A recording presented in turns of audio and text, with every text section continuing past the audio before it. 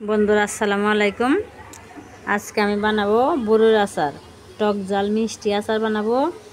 এই যে বড়ইগুলা দেশে থেকে নিয়ে আসছি। এই বড়ই আরও কিছু বড়ই আছে।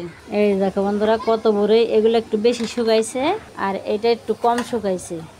এই দুই পদের বড়ই দিয়ে আমি আজকে আচার বানাবো। এখন আমি এই বড়ইগুলা সবগুলা বটা ফালাবো, বটা ফালিয়ে তারপর সুন্দর করে ধুয়ে নিব, তারপর আচার বানাবো।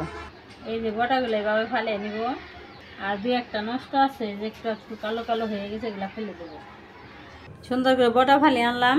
এখন আমি পানি দিয়ে ভালো করে ধুয়ে নেব, কারণ গাছের হইলে কি হয়েছে নিচে ধুলাবালি আছে, দিয়ে নেব। এভাবে কষলে কষলে দিয়ে নেব।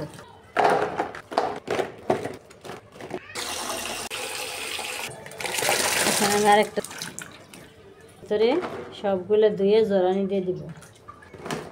জালিতে জরানি দিয়ে রাখলে পানিটা থাকবো না, পানিটা না থাকলে আচারটা সুন্দর হবো, অনেকদিন ঘরে থাকবো। এই যেভাবে আমি জালির মধ্যে জড়িয়ে নিলাম। এখন আমি এই বড়ইগুলো দিয়ে নিব। এই যে বন্ধুরা আমি বড়ইগুলো সুন্দর করে ধুয়ে নিলাম। আর আমি এই বড়ইর আচার বানাবো খেজুরের গুড় দিয়ে। এখানে নিয়েছি শুকনো মরিচ, পাঁচফোড়ন, আর এখানে এলাচি আর দারচিনি। এই যে বন্ধুরা এটা আছে খেজুরের গুড়। এই খেজুরের গুড়টা দিয়েই আমি আচার বানাবো। এই খেজুরের গুড়টা আমি একটু কেটে নেই, আস্ত দিলে সহজে গলবো না, এই জন্য আমি একটু কেটে কেটে ছোটো ছোটো করে দেবো। এই যে বন্ধুরা আমার এই আচারটা হয়ে গেল। এখন আমি পাঁচফোড়নগুলো দিয়ে নামিয়ে নেব। এই আচারটা একটু ভিজা ভিজাই রাখবো। এখন আমি পাঁচফোড়নগুলো দিয়ে দেবো। এটা কীভাবে বানাইছি কিন্তু এটা একটু ভিজা ভিজা রাখলাম। এই যে হয়ে গেল, এখন আমি নামিয়ে নেব। এই যে দেখো বন্ধুরা কত সুন্দর আচার হয়ে গেল। আমি এরকম একটু ভিজা ভিজাই রাখলাম, এখন আমি নামিয়ে নেব। এই যে দেখো বন্ধুরা, এই যে বন্ধুরা আমি আচারগুলো বয়মে ভরে নিলাম।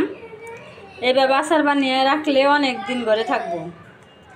তাহলে আমার আচারের ভিডিওটা কেমন হলো অবশ্যই কমেন্ট করবে, আর সবাই আমাকে সাপোর্ট করবে, সবাই আমার পাশে থাকবে। তাহলে আজকের ভিডিও এখানে শেষ করলাম। সবাই ভালো থাকবে, সুস্থ থাকবে। আল্লাহ হাফেজ।